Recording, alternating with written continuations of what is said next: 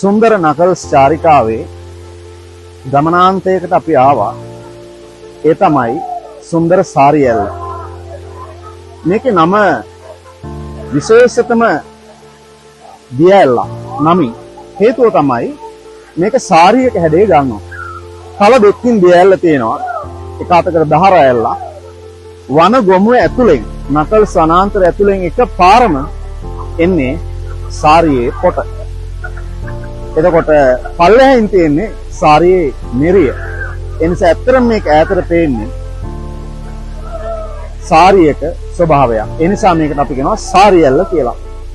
මේක නකල්ස් වනාන්තරයේ ආශ්‍රිතව පවලන්තැන්න ගමේ ඉඳන් කිලෝමීටර් 2ක් අපි තේවතු මැද්දෙන් මේ සුන්දර යුවතිය සාරිය ඇඳගත්තු යුවතිය හොයාගෙන එන්න ඕනේ.